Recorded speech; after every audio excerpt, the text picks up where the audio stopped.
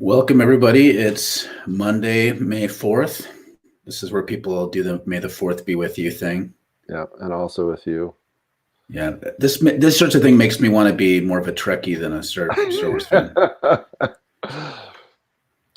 Welcome. Hope you had a good weekend, all things considered. And for those of you that are brand new to the show, for our 10,000 brand new fans this morning, I'm Daniel Wolpert. I direct the Minnesota Institute of Contemplation and Healing. And I'm Mark Van Steenwyk, director of the Center for Prophetic Imagination. And we're gonna talk about policing, but first, in the service of our public, we have to share conspiracy theories that we've been hearing, and Dan's got a nice one. A nice one. So we just felt like, because we've done 2 episodes on conspiracy theories, we need to update you. So this is the funniest thing I've ever heard, just about, in the conspiracy theory realm. Okay, so first of all, it starts with the concept that birds are not real. No. They're not animals. They're just little robots. Those deceitful avian shits. And the reason that COVID was invented, which is, of course, a fake thing. So COVID isn't real, it's fake. But the reason that it had to be invented is that all the birds needed to have their batteries changed. And so we all had to be inside so we wouldn't see that happen. And, there are just millions of questions that this raises. Like, one I've just thought about, like, what's all that white stuff on my car? Where did it come from? Is that acid from the robots? Right. Leaking battery acid? I don't even know. I don't know. I just don't understand why the birds aren't solar powered by now. You think those feathers, it could be in their feathers. Right. Why would they need to have their batteries changed? The biggest question is, could anybody really be that stupid? That's my biggest question. Or is this another of the nobody really believes that conspiracy theory? Maybe it's just wishful thinking, because I want to live in that world where there are millions of little winged robots. But you do live in that world, Mark. You just aren't aware of that. All right, let's move on. Let's please. So today we're talking about policing, and I thought we could, it'd be good not only to talk about specifically within the pandemic, but also kind of touch on what policing is in our society, because it's like the capitalism thing. I can talk about cops, F the police. But I don't even know if people really think about what the police is a lot of the time. Right. I think they exist to serve, to protect and serve is like a great tagline. Yeah. That's not quite how it works out. No, so I mean, policing, basically evolves from soldiers and the, the personal bodyguards of nobility. Mm-hmm. So, if you think about feudal societies, there were not national, first of all, there weren't national boundaries in the same ways that there are now. Mm-hmm. And there were just all of these feudal lords. And each one of the feudal lords had their personal army. And that was part of being a lord, was you had to have your army. And the army basically was there not only to protect your property rights, but also to go to the villages and take taxes from the peasants. Mm-hmm. That was basically the issue. And then, if any lower person tried to, usurp your rights in some way, shape, or form, then you had this army to go kill them. Yeah, and you hop across the pond and you see how policing kind of its origin stories here. You have slave patrols, again, protecting property of the wealthy. The Pinkertons, who were a detective agency, largely brought in to crush union activity. Same with there's coal mining police. The Texas Rangers were largely to protect the rights of wealthy, and like in a liberal society, liberal meaning like free markets, some welfare, the government welfare programs, and then the protection of individual rights. Policing kind of protects the property rights of a particular set of people. Right. It's mostly what policing has been. Yeah. And more. Yeah, so that's how it all got started. Was basically to protect property rights and the order and the status quo. And of course, that is something that we still see today. And and we particularly, I mean, the best way to see that, of course, is in the incredible disproportionate use of policing in different types of neighborhoods. Right? And so the police are unleashed on poor and people of color neighborhoods far disproportionately than they are in wealthy neighborhoods. And in wealthy neighborhoods, again, the purpose of the police is not to stop the crime of the wealthy people. It's to protect the wealthy people's property. And so we think about this backdrop, this kind of a narrative, and people push back against this all the time because it just sounds left-wing conspiracy to them. But this is kind of what it exists for. And now we're looking at this pandemic. We can see how this plays out. Historical facts. Yeah. And with this pandemic, you're seeing the same pattern. So during this pandemic, there's people out, the police are out in different places enforcing different social distancing. And who's getting enforced the most? Right? It's not because somehow people of color are the most, like we have this assumption that somehow in our society that if the police are cracking down on poor neighborhoods or neighborhoods that are predominantly people of color, it's because they must be doing more bad things rather than it being the emphasis that the police go there because they need to maintain the social order. Right. But we're seeing this now during the pandemic, like this woman in Brooklyn got arrested for being within 6 feet of her boyfriend. Right. Meanwhile, it's funny, like I know that there's maybe a necessity to this, but every time I drive past these golf courses now, which I've driven by a few, and the parking lots are packed. And I know that there's a lot of space out there to walk around, but there's a clubhouse you have to go into. They're still using those carts.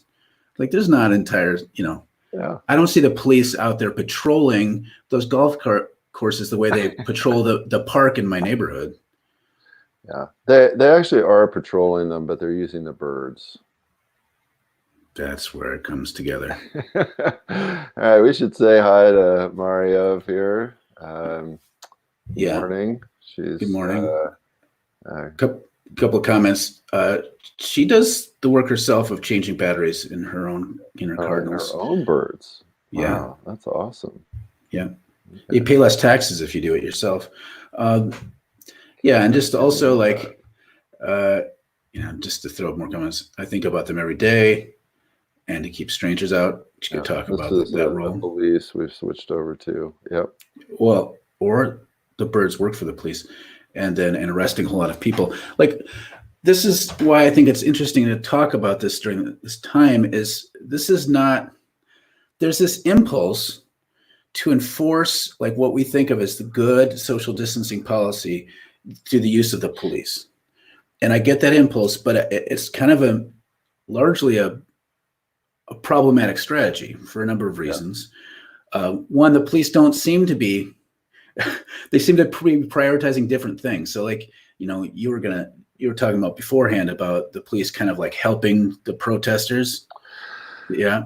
Right. So the reason that I thought it'd be great to bring forward this topic today is just because of what's been happening with these protests and seeing a number of things over the weekend. Right. So we've been having these, liberty protests, which have basically been, white supremacist protests. Mm-hmm. And one of the things that I've been really fascinated by is, okay, how are the police going to respond to this and relate to it? Mm-hmm. And mostly they've been doing pretty much nothing, next to nothing. But there have also been some very interesting things where it's been clear that they've almost been participating with the protests, right? So there's this one picture from down in Texas where this big smiley guy with his huge gun has taken this, photo with his two police buddies. And then the most egregious example. So one of the things that these protests have been targeting in a couple of different places is trying to block hospitals. Because of course hospitals are fake and nurses are fake, and I don't know, I guess they're robot birds too. And so they've been trying to block emergency room entrances. There's this one hospital where the hospital staff got wind of this, and they basically organized a counter protest to try to block the road so that these protesters could not come and block the ER entrance. And the police basically would not help. Right? They said, "Oh, we can't help with that," and they finally kind of shamed them into sort of helping. But to me, this is a perfect example. Like, so are the police there to basically protect the quote rights of these white folks to sabotage healthcare, or are the police actually there to help the general public by keeping the hospital open? Yeah. And then there's kind of an answer to that. Like, who? It's the same thing we've been asking. Like, who is the economy for? Like, right. Who are the police for? We kind of know the answer to that, and right now we're seeing it kind of come out yet again. I mean, this isn't news to a lot of folks, but we're seeing these sort of weird priorities. And to me, it's problematic for all kinds of weird fascist reasons. Like, one, having the police generally side with white supremacists. That's not new. There's been reporting on that for a long time. But during a pandemic, like, on the one hand, we want to have good shared rules for how to engage for our health.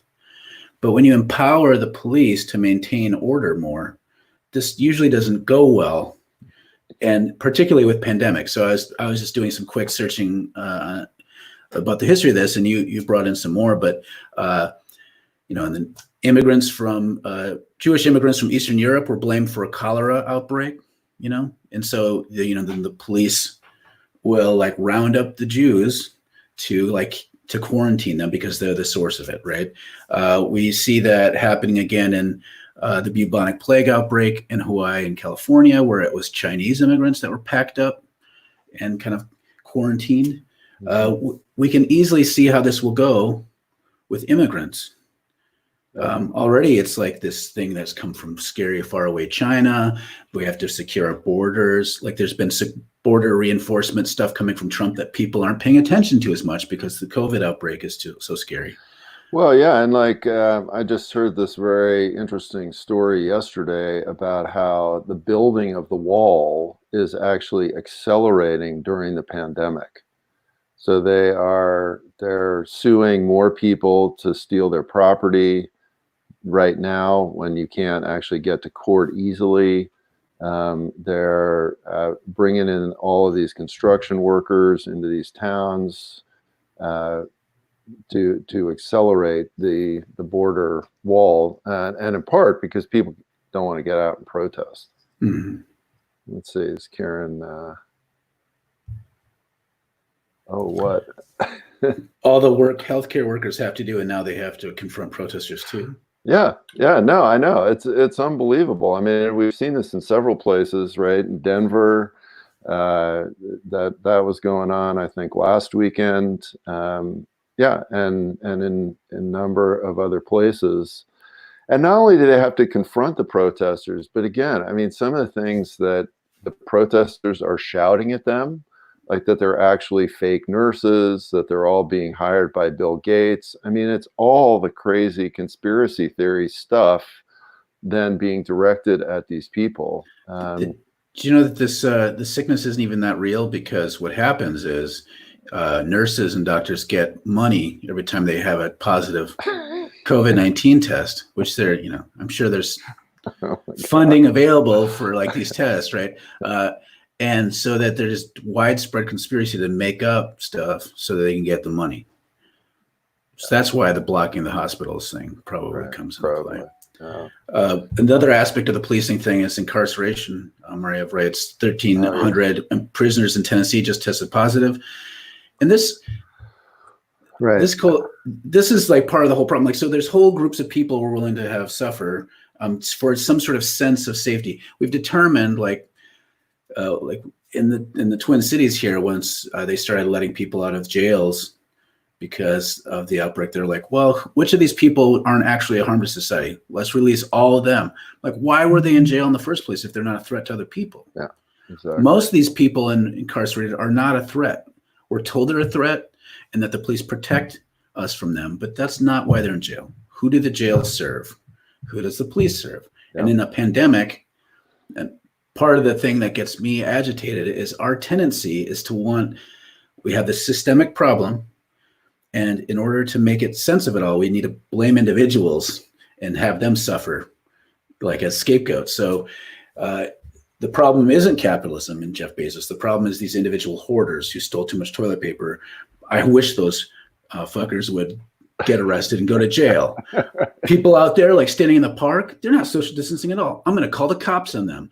When Kurtz and Karens, I don't know what the dude version of a Karen is, call the police for this sort of stuff, they think it's like helping, but it's actually making the situation worse, and it's not actually addressing the problem. And this is what the police exist for, is to respond to the cries of Ken and Karen against all the others in the world. Yeah, and so, right, I mean, jails all over the country are seeing very high rates of testing positive.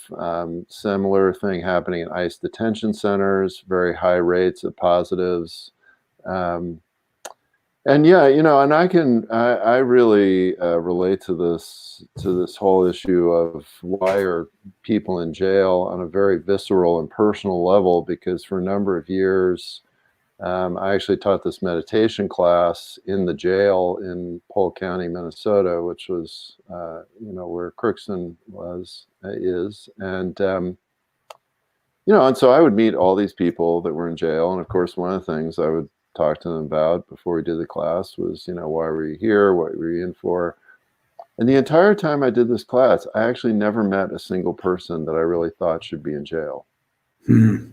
Because it was pretty much all for things like unpaid traffic fines, failure to appear, some kinds of, I never met somebody who was like, okay, yeah, this is a dangerous, scary sociopath. They need to be locked up.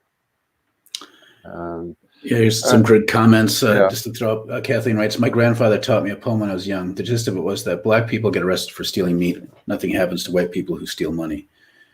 Yep. Karen breaks out.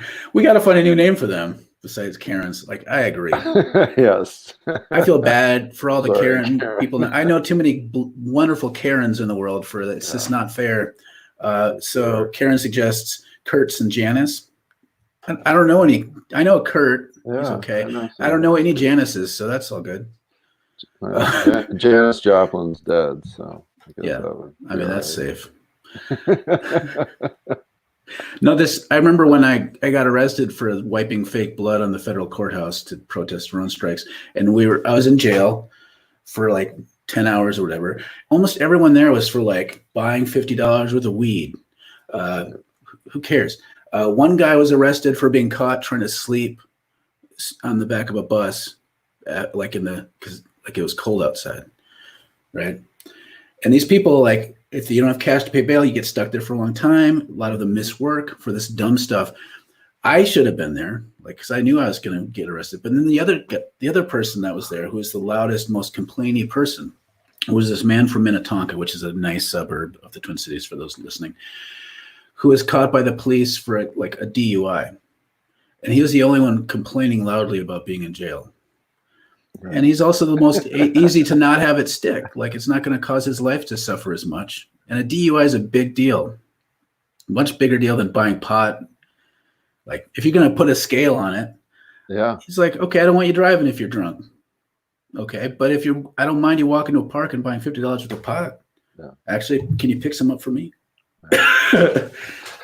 Yeah, and so what's interesting, is that we've seen that, and I'm kind of going back to your point, Mark, about how this particular institution is really, pretty much totally worthless in terms Mhm. of being of help to us in this particular time when it relates to things like order, right? So, another really interesting example is, this one community, this very fundamentalist Jewish community in Williamsburg, New York, and they basically have kind of refused to do social distancing. They refuse to stop large gatherings. They refuse to stop these big funerals. Mhm. And so they've got very, very high rates of infection. A lot of them have died, all kinds of problems. Last week, they had another one of these giant funerals because one of their uh, distinguished rabbis died. Mhm. And so Bill de Blasio sent in the police to try to break up this funeral. And it was a disaster. I mean, it was a disaster on all kinds of levels. First of all, they didn't really succeed in breaking up the crowd. Second of all the cops who were there are at increased risk, right? Yeah, they're Because they're now exposed now. wading into this crowd.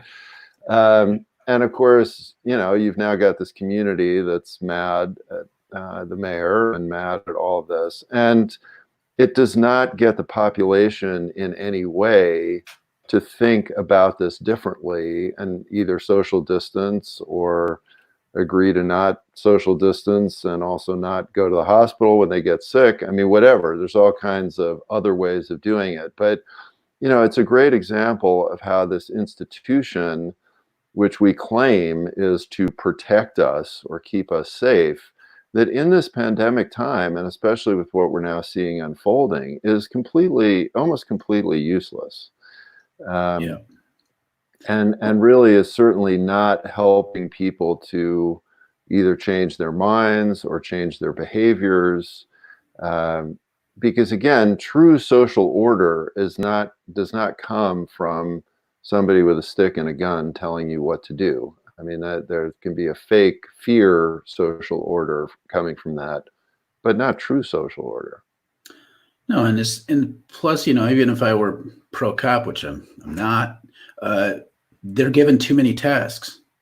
So Right. think of all the things that, you know, your housemate is having a mental health crisis, end up having the cops show up for that sort of thing. Not Anytime you good. call an ambulance, cops are showing up. Somebody who's walking violation, parking violation, cops. Like all the things are different cops. And so what is a cop? Is someone who can only be trained for a certain set of tasks, and it's basically the cop is there. What if we have somebody needs to get hit or shot? Like that's why, or who needs to be handcuffed? Right. So all Right. these situations where we're having them. It's like a hammer when everything's a nail.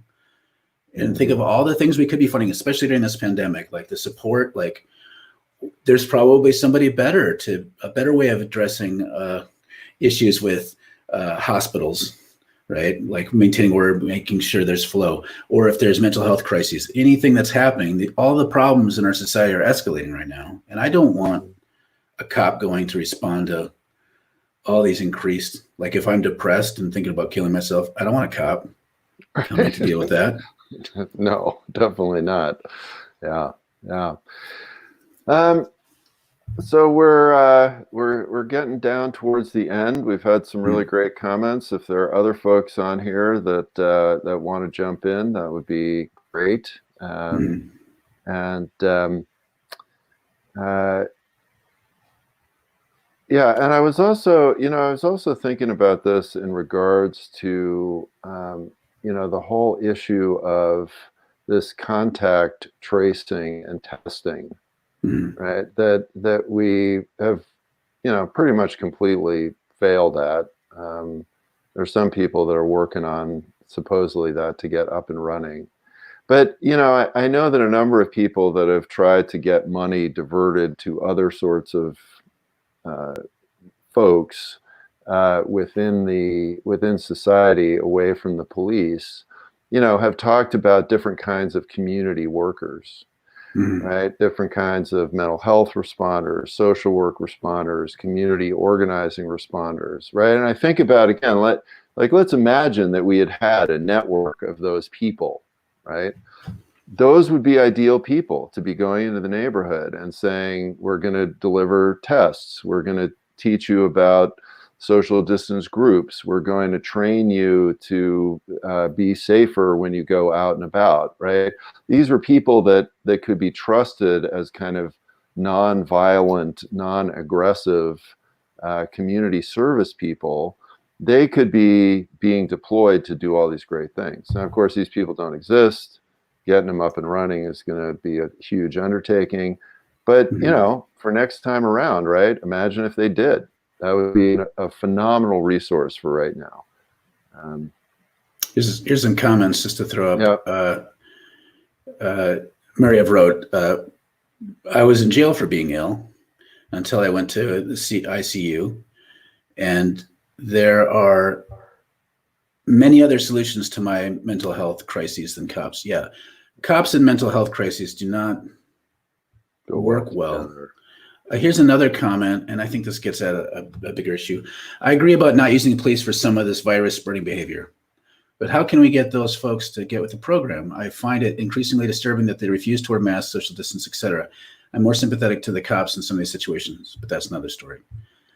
Well, no, that's not another story, Phoebe. That's one of the things I was saying. You know, sending the cops into this funeral in Williamsburg, I was very sympathetic to the cops. I mean, I saw those pictures and I was like, if I was those cops, I would not want to be there. I mean, you know, and again, we see this in New York. I just saw it yesterday.